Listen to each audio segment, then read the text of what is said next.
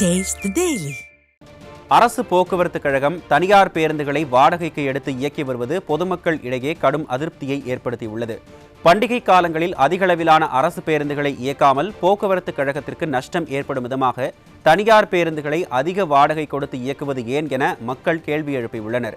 இது குறித்த கூடுதல் விவரங்களை நமது செய்தியாளர் டில்லிபாபு வழங்க கேட்கலாம். வணக்கம் டில்லிபாபு, விவரங்கள்.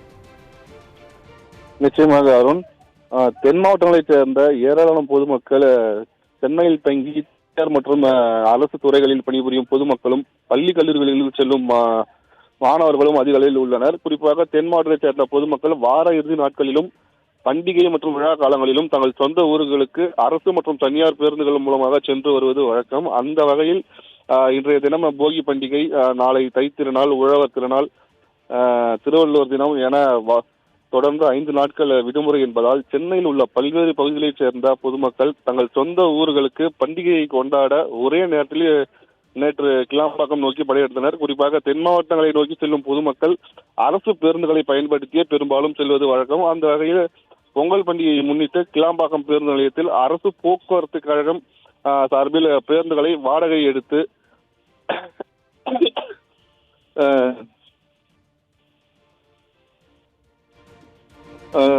பொதுமக்கள் மற்றும் சமூக ஆர்வலர்கள் மத்தியில் பெரும் பரபரப்பை ஏற்படுத்தியுள்ளது. பொதுவாக பண்டிகை கால கூட்ட நெரிசலை சமாளிக்க அரசு பேருந்துகளில் எண்ணிக்கையை அதிகரிப்பதே வழக்கம்.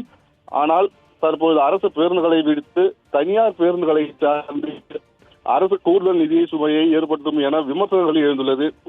ஏற்கனவே நஷ்டத்தில் இயங்கி வரும் இந்த போக்குவரத்து கழகத்திற்கு இது மேலும் சுமையாவதோடு இந்த பேருந்துகளின் பராமரிப்பு மற்றும் பாதுகாப்பு குறித்த நம்பகத்தன்மையும் பயணிகளிடையே பெரும் கேள்வி எழுப்புகின்றது.